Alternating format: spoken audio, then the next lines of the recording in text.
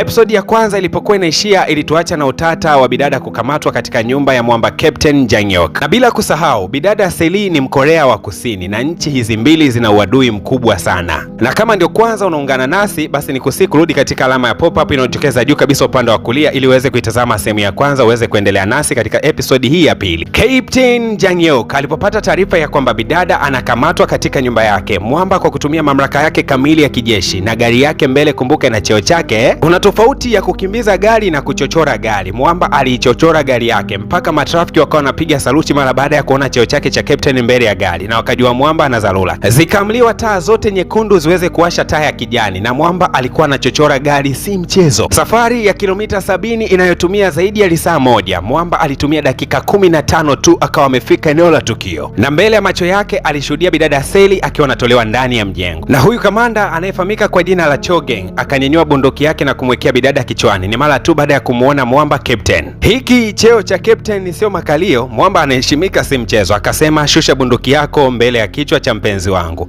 Bwana we, kila mtu alishangaa, mpenzi tena? Mpaka mpenzi mwenyewe akashangaa, haya mapenzi yameanza lini? Mwamba akawa ametia amri ya mkuu wake captain. Akauliza, sasa nahitaji kibali cha huyu bidada kuingia ndani ya nchi ya Korea Kaskazini. Na ukumbuke kwamba hakuna kibali cha Mkorea Kusini kuingia ndani ya nchi ya Korea Kaskazini. Ni marufuku kubwa sana na ni haramu kabisa. Captain Jang Hyuk akajiongeza jamaa, akasema, mpenzi wangu alikuwepo nchini Korea ya Kusini, lakini huyu ni Mkorea Kaskazini, ila alikuwepo kule kufanya upelelezi, na huyu anafanyia unit 11, yani kikosi namba 11. Na jamaa, hiki kikosi namba 11 alikichada makusudi tu kwa sababu ni kikosi cha siri sana na hairuhusiwi mtu yeyote kumfanyia mahojiano mtu wa kikosi namba 11. Halafu mpenzi wangu ametokea Korea ya Kusini, amechoka, anaingia ndani ya nchi yake, tena mnaanza kumnyanyapaa. Jamani, mna maana gani? Sasa kabidada kakaanza kujidekesha tena, kile kakaanza kumwegemea mwamba kwenye bega. We, asikwambie mtu kuponea kwenye tundu la kifo si mchezo, yani uache ugali marage hivi hivi. Basi kufikia hapo jamaa kama amechukua pointi kama zote, akaambatana na bidada kumpeleka ndani. Sasa kabidada kakaendelea kumwegemea tu mwamba mpaka ndani. Jamaa kakasukuma kakambia, bana tumeshafika ndani, sasa wewe sio mpenzi wangu. Lakini bidada alikuwa na swali moja tu, kama wakija kugundua kwamba mimi sio mpenzi wako, na kama wakigundua kwamba mimi sitokee hicho unit 11 ambayo umesema, itakuwaje? Jamaa alimwambia bidada kwamba kufika kesho mapema na alfajiri, basi nitakuwa nimeshakutoa ndani ya nchi ya Korea Kaskazini, kwa hiyo hawatagundua chochote kile. Sasa wakati wanaendelea kuongea taratibu, mara ghafla kuna mtu akawa anagonga hodi. Kwenda kufungua ni wakina mama wa kijiji. Bana we, wanashukuru kweli kweli kwa kuwaletea wifi. Asante sana kwa kutuletea wifi mzuri jamani. Na wewe unakaa kimya uongei, tumeleta chakula. Basi bidada Seli haraka sana akatoka nje akapokea pale, ilikuwa ni mahindi ya kuchemsha. Asanteni sana jamani, asanteni sana. Kwa hiyo ulikuwa kwenye kikosi namba 11, mlikuwa unafanyia kazi kwenye nchi gani? Bidada akasema, ni siri, hairuhusiwi kabisa kutoa taarifa za kikosi namba 11. Mtanisamee jamani, nimechoka, naomba nikalale. Sasa ile bidada anaingia ndani akaanza kuwasikia hao kina mama wananong'onezana wakisema kwamba aisee, captain ameokota dodo, yani mtoto mzuri laini, nywele nzuri, utafikiri malaika. Na hao kina mama wa kijiji hawakuishia jana tu, leo wakaendelea tena na mishe zao. Wakaja tena nyumbani kwa mwamba, wakawa wanashangaa ile gari ambayo imepaki pale nje ni bonge la gari la gharama. Sasa wao wanamjua captain kama ana maisha ya kawaida tu, kumbe captain ni mtoto wa mkuu wa jeshi la nchi nzima, alafu huyu jamaa ana hela si mchezo. Sasa hii gari hata kupenda kuja nayo hapa kijijini, ila alikuja nayo kwa sababu bidada siku ya jana alikuwa anakamatwa. Wao wamezoea kumwona captain akiwa anakuja na bajaji mara bodaboda, kwa hiyo wakajua kwamba ni mtu poa poa tu, kumbe mwamba ana mawe si mchezo. Hasa bidada Seli akapendekeza kwamba waigize kana kwamba ni wapenzi ili kuwatoa watu utata, kwa sababu bila shaka watu kuanzia jana huenda watakuwa wanapeleleza kujua je hawa ni wapenzi kweli au uongo. Captain akakubali akasema poa, lakini nywele zako ulivyoziweka ni kama vile Mkorea Kusini, kitu ambacho sio utamaduni wetu kabisa. Kwetu sisi unatakiwa kubana nywele zako, kama una nywele ndefu unatakiwa kubana. Basi baada ya hapo wakawa wanatoka nje. Mwamba captain bidada alikuwa akimjali vibaya mno, sehemu ambayo amechafuka kidogo bidada anamfuta, yani namna alivyokuwa anamkea mpaka watu wakadhibitisha kwamba hao kweli ni wapenzi. Basi kila aliyekuwa anatazama akawa anasema, natamani nje kuwa na mahusiano kama hayo hapo, watu wanapendana hadi la yani. Bidada Seli aliposikia watu wanamsifia, akaongeza mbwembwe, akaanza kumwambia Jang Hyuk, nao nishike nywele basi. Basi mwamba, nikushike tena?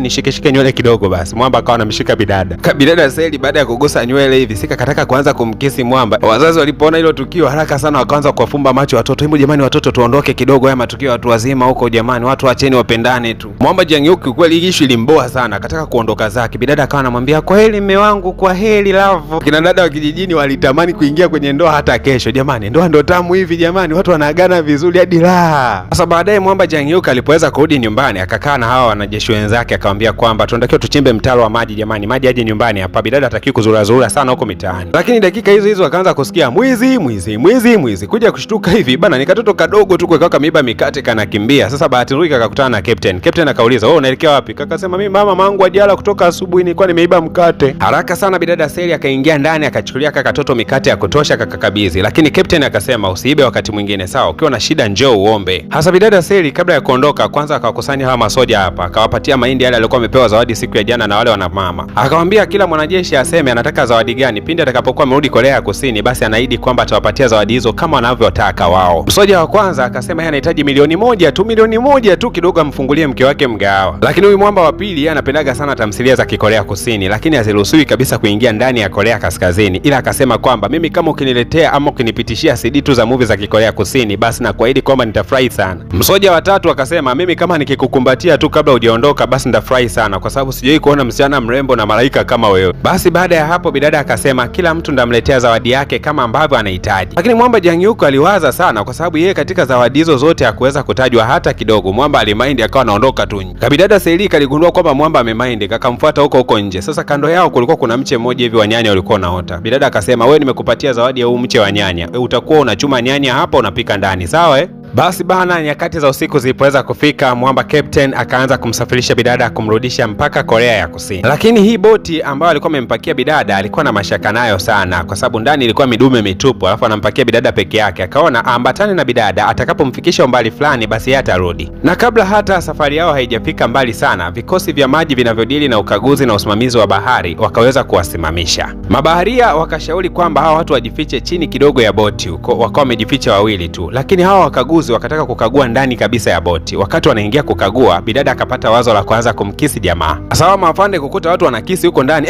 Jamani funga, endeleni na safari. Kumbe kuna wapenzi huko. Lakini baadaye mafande akawa ameshtuka kwamba mbona unafikiri ile mwamba alikuwa anakisi ni msoja. Ikabidi kurudi tena kufungua. Mwamba yeye ndo akaanza kumkisi bidada. Kisi kweli wakasema sasa inatosha, tokeni huko chini. Baharia akaanza kujitetea kwamba hawa bana walikuwa wamekodi boti wanaelekea kwenda kuvua samaki huko mbele. Lakini pia waliomba kuitumia boti yangu kama guest kidogo wapunguze uzito. Fande akaanza kulalamika, kwa nini wasitafute guest mpaka waanze kupunguzia uzito kwenye boti? Bidada Seli akaanza kusema kwamba jamani, mimi nilikuwa napenda sana mpenzi wangu siku ya kwanza kabisa tufanyie kwenye boti. Basi bana, mafande baada ya kula muda wao mwingi tu, baadaye wakawa wameweza kuachilia, wakaendelea na safari. Sasa bana, hii boti ilikuwa inatakiwa kuwakutanisha na meli kubwa inayoelekea Korea ya Kusini. Kwa bahati mbaya wakapishana na ile meli. Kwa hiyo bidada anatakiwa kurudi tena Korea ya Kaskazini, aendelee kusubiria raundi nyingine ya kwenda kusafiri kurudi tena Korea ya Kusini. Bwana we, bidada alimaindi sana. Angalia sasa mbinu zako za makisi zile zimetumia muda wetu mwingi, wakati ungeeleza tu mafande tungeweza kuipata ile meli. Yaani bidada alilalamika sana usiku ule, lalamika sana. Akasema wewe nilikuwa nakutegemea kwamba ungeweza kunisafirisha mimi kurudi Korea Kusini, lakini kumbe ufai lolote lile, mwanaume suruali wewe. Huwezi kuamini, bidada alitoroka nyakati hizo za usiku akaenda kujitafutia njia yeye mwenyewe kuweza kurudi Korea ya Kusini. Hasa huwezi kuamini, bidada alichukua parashuti na akawa anatafuta njia ile kama aliweza kuanguka na parashuti basi akawa anaamini parashuti inaweza ikamrudisha tena katika nchi yake ya Korea Kusini. Mwamba akamwambia uliweza kufika hapa kwa sababu siku hiyo kulikuwa kuna kimbunga kikali na zoruba mbaya, lakini siku ya leo ukiluka tu katika anga, hatua ya kwanza utashambuliwa. Wanajeshi wetu hawana mzaa kabisa. Wakati Mwamba anazidi kumtadharisha bidada asijaribu kuruka katika eneo hilo, ghafla radio yake ikawa inaita. Ikagundulikana kwamba ni yule afande ambaye siku ya jana alikwenda kufanya ukaguzi katika nyumba yake. Na Mwamba Jang-hyuk akamwambia bidada kwamba tuna dakika 10 tu za kuendelea kuwa hapa. Dakika hizo basi wanaweza kaja maafande wakatukamata eneo hili na ni kosa kabisa. Mwamba aliangalia maafande waliokuwa wanakuja na magari yao, akaamua kujitoa sadaka na bidada wakajirusha kutokea katika kilele kirefu cha mlima. Huyu afande Chogang ameamua kula mbichi mbovu na huyu Mwamba captain, kwa sababu anaamini kwamba huyu bidada lazima ni Mkorea Kusini na ameingia kiharamu katika nchi hii. Haamini kabisa kwamba yule ni mpelelezi. Sasa huyu afande Chogang ana rafiki yake wa karibu ambaye anashirikiana naye sana katika kazi zake. Leo alikuwa amempatia kizawadi kidogo cha pesa, akamwambia kwamba nenda kanunue nyama ule na familia yako, sawa mwanangu? Sasa jamaa akiwa ananunua nyama kwa ajili ya familia yake, hapa kuna vibaka wakaja wakapola zile pesa. Sasa wakati huo kapteni hakuwa yuko mbali, akawafukuza sana wale vibaka waliokuwa wamemwibia pesa huyu jamaa, na alipoweza kuwakuta bana aliwatembezea kichapo kizito, na baadaye bana akamrudishia pesa huyu jamaa. Hasa Mwamba captain hajui kwamba amemsaidia mtu wa karibu sana na adui yake yule afande Chogang ambaye anamtafuta kila wakati. Hasa bidada Seli kama kawaida huwa anawakusanyaga masoja, anawapigia stori za kule Korea ya Kusini. Akawa anawaambia kwamba mimi kule Korea Kusini nilikuwa na hela nyie, mimi ni bonge la bilionea. Kunywa chai kama hii ya takataka ambayo mnanipikia, mimi nilikuwa sinywi kabisa kabisa chai kama hii. Nilikuwa nakunywa chai ya shilingi 50,000. Nilikuwa na walinzi sio chini ya 10. Nilikuwa na msafara wangu ninapotembea njiani. Yaani mimi naweza nikawapatia nyie chochote ambacho mnakitaka. Kama mkinisaidia tu namna ya kuweza kurudi mimi Korea ya Kusini, tukiacha kumtegemea huyu captain, nawaambia kweli ndawapatia zawadi nyingi. Lakini masoja wakasikitika sana, wakasema bana, sisi hapa tunachofuata ni amri ya captain. Amesema tukulinde hapa nyumbani, tuhakikishe hautoki wala ugusi pua yako nje ya geti. Bidada akasema mimi nimekuja kugundua kwamba captain wenu huyo hana nguvu kabisa, hawezi kunitoa nje ya Korea Kaskazini. Yaani naongana na cheo kidogo sana huyo. Hasa habari za kwamba bidada alikuwa anamsema captain kwamba hana nguvu sana kijeshi ya kuweza kumtoa yeye nje zilikuwa zimemfikia captain. Captain kwanza alicheka, akasema mimi sina nguvu za kumtoa yeye nje kabisa ya Korea Kaskazini eti. Na kitu ambacho bidada alikuwa hajui kuhusiana na mwamba captain ni kwamba captain ni mtoto wa mkuu wa majeshi yote. Unadhani itakuwaje? Bidada atafanikiwa kutoka Korea Kaskazini? Na vipi kama ikija kugundulikana kwamba bidada sio mpelelezi? Kumbuka kuna adhabu mbaya sana na ni adhabu ya kifo ujue. Hayo yote tutakwenda kuyaona katika episode ya 3. Ni kusitu kugusa alama ya kusubscribe kama bado hujafanya hivyo, lakini kumbushe wewe ambaye bado hujalike, hakikisha kwamba una like ili uweze kupata kazi hii kwa haraka zaidi.